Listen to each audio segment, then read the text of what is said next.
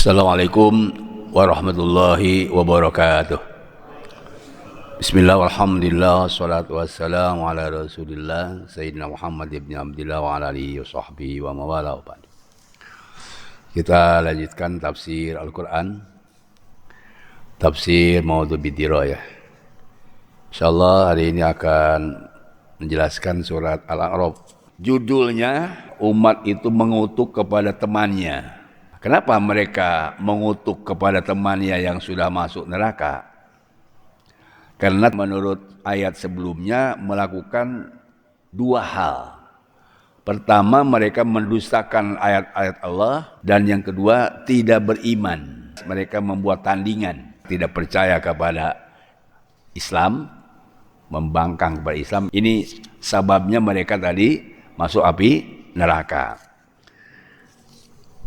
Sama di ayat yang ke-40, kalau 36 tadi menjelaskan ada dua sabab, yaitu mendustakan ayat dan sombong dan tidak beriman. Di dalam ayat 40 juga sama, kadzabu bi ayatina wastakbaru anha, mendustakan ayat Al-Quran dan berbuat sombong. Ini sabab kenapa mereka masuk api neraka. Suatu umat mengutuk umat yang lain, maksudnya di sini ukhta itu umat yang seagama, umatan fiddin, ya, umatan yang seagama. Ukhta di sini maksudnya. Ya. Kenapa? Karena sudah menyesatkan. Dalam tafsirnya mereka itu umat Yahudi atau umat Nasrani atau Majusi. Kullu man iqtada bi ghairi fiddinin batil. Demikian pula mereka yang ikut kepada agama yang batil atau ikut kepada ajaran yang batil. Jadi tidak hanya orang Nasrani, Majusi, dan Yahudi. Setiap umat yang ikut kepada ajaran batil itu juga masuk pada ukhtaha. Oleh karena itu kalau kita melihat realitas sekarang, dari kejadian-kejadian yang kita lihat, yang kita dengar, judul untuk kita menyikapi persoalan sekarang adalah partai saling cakar. Kalau umat saling mengutuk, itu judul teksnya surat Al-A'raf ayat 38, maka judul konteksnya adalah partai saling cakar. Kenapa umat di dalam surat Al-A'raf disebut partai? Karena partai ini kan satu kelompok, satu umat, satu golongan, satu grup. Sedangkan di dalam partai atau hizib itu juga dijelaskan dalam surat Al-Mujadalah nomor 58. Ala innahum humul kadzibun. Mereka penghuni neraka itu sebab mereka berbuat dusta. Kenapa berbuat dusta? Diperdayakan oleh setan. Istawada alimus syaiton. Mereka diperdayakan oleh setan sehingga berbuat dusta.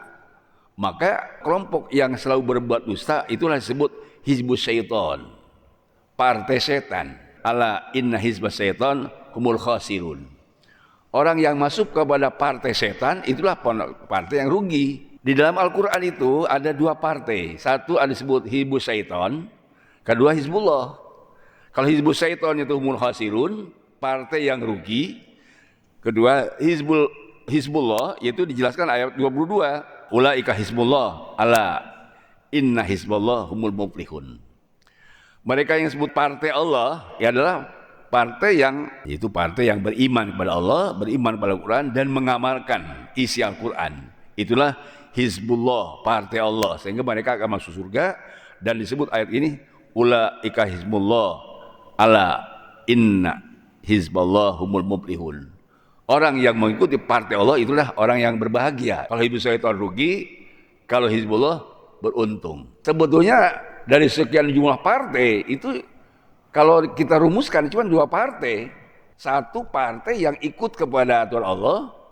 Kalau diinginkan sih kita ada partai Islam. Yang satu lagi adalah hizbus syaiton dalam surat Al-Mujadalah ini.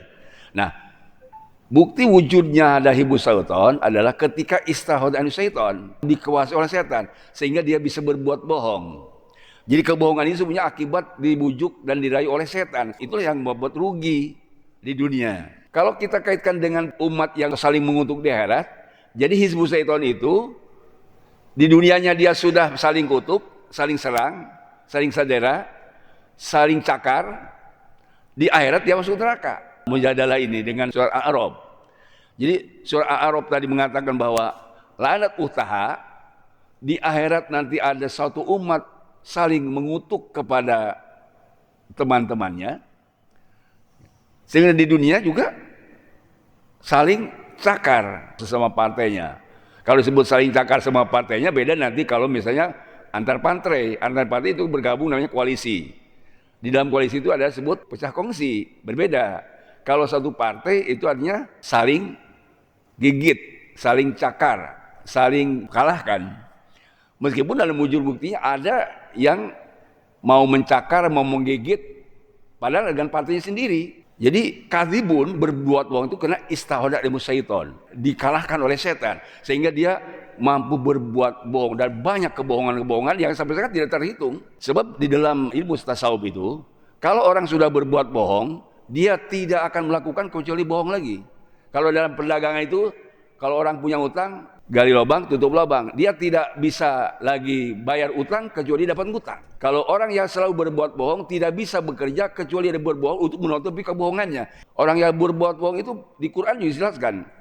Wa yamudum fi tughyanihim ya'mahun dalam surah Al-Baqarah. Wa yamudum fi tughyanihim ya'mahun wa ya'mahuna fi tughyanihim. Mereka bergelimpangan di dalam kesesatannya, bergelimpangan di dalam kebohongannya. Adanya kejadian sekarang sampai ada demo di mana-mana, itu kan akibat perbuatan bohong. Ya. Sebab tadi orang yang saya sampaikan bahwa satu partai saling gigit, saling cakar, saling sandera, sesuatu yang tidak diharapkan ikan terjadi. Akibat apa tadi? Istahwat ilmu syaiton. Kena diperintah oleh setan akibat perbuatan berbohongnya. Innalladzina kadzabu biayatina wastaqur anha. Awalnya adalah karena mereka mendustakan ayat Quran. Kalau bahasa kita, mendustakan ayat suci. Teksnya tuh yang masuk neraka itu. Mendustakan ayat suci dan kufur kepada ayat suci Al-Quran.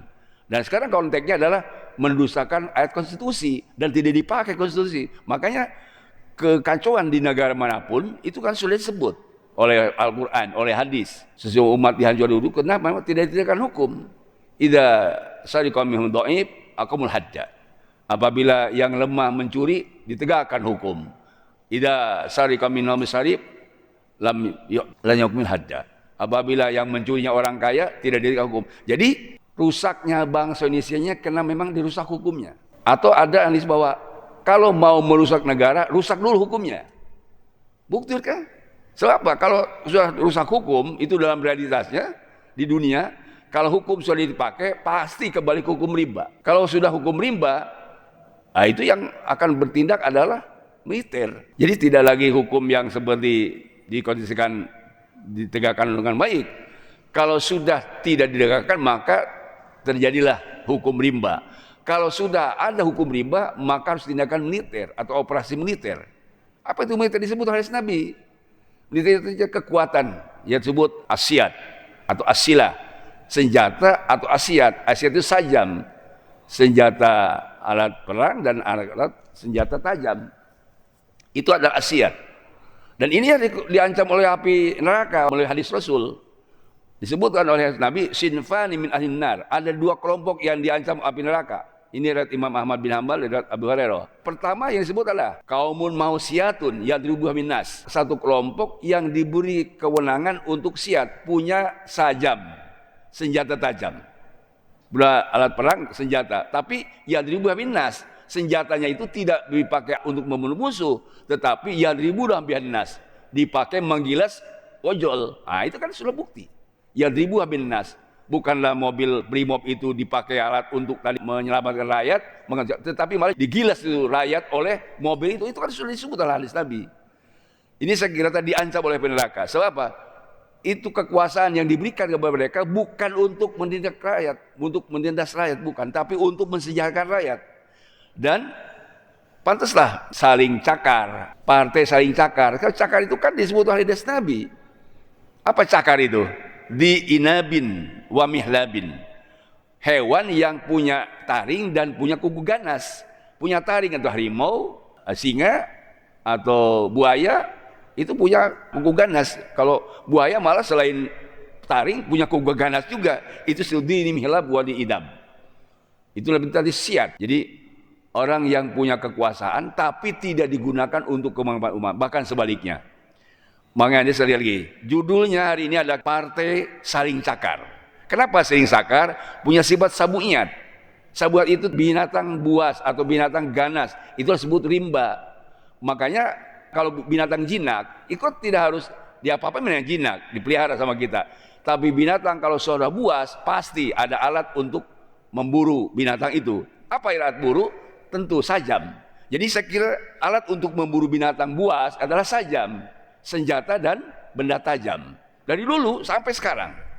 Tapi itu kalau sudah terjadi anarkis, sudah terjadi keributan dan chaos di satu negara, maka ada operasi militer. Dan tunjuk bukti sekarang. Polisi sudah tidak bisa mengamankan, justru yang bisa mengamankan militer. Dijarah di mana-mana. Rumah-rumah yang sudah menghina rakyat dijarah. Ini sudah diwujudkan dalam hadis Rasul.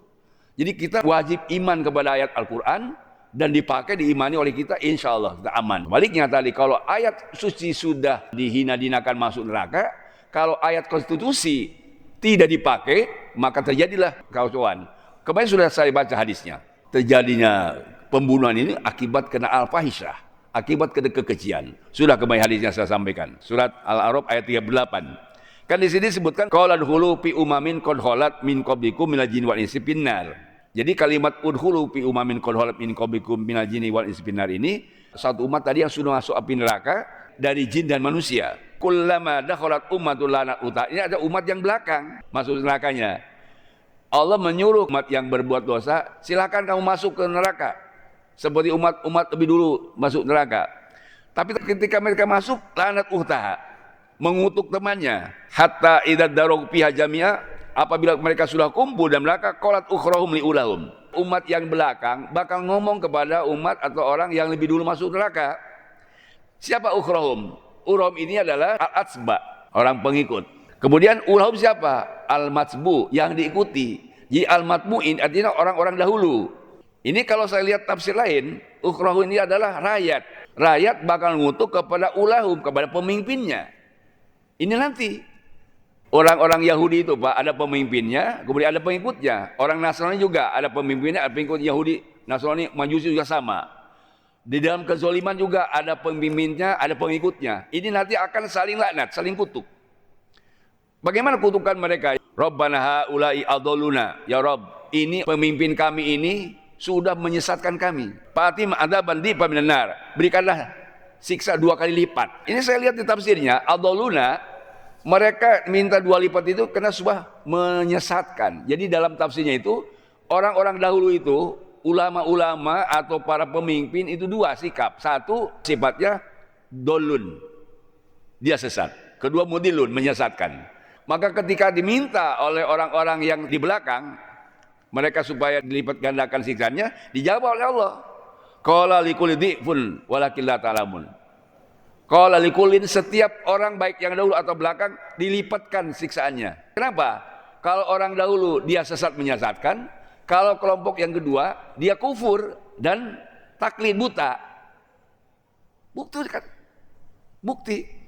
Orang dahulu sesat menyesatkan. Pemimpin dulu sesat menyesatkan, konstitusi dirubah. Lalu orang yang belakang, dia ikut saja taklid buta. Dan dia juga tidak mau memperhatikan tentang kesalahan-kesalahan di dalam konstitusi. Itu namanya taklid buta. Kalau sekarang ikut-ikutan saja. Orang yang mengikuti itu, dia kufur dan taklid, ikut. Sedangkan orang lebih dulu, dia sesat menyesatkan. Makanya dijawab oleh Al-Quran, likullin di'fun. Orang yang sudah masuk neraka, dua-duanya tetap dilipat gandakan siksanya. Orang yang pertama kena sesat menyesatkan, orang yang kedua dia kufur dan taklid buta. Taklid buta itu mungkin tidak tahu dan mungkin tahu, tapi pura-pura tidak tahu. Saya yakin orang yang cerdas tahu kok situasi sekarang, tapi kenapa diikuti? Itu taklid. Dia pura-pura nggak tahu, padahal tahu. Jadi taklid buta itu ada yang memang sama sekali nggak tahu, ada yang memang tahu tapi pura-pura tahu. Itu taklid buta namanya. Ya kenapa? Kena duit.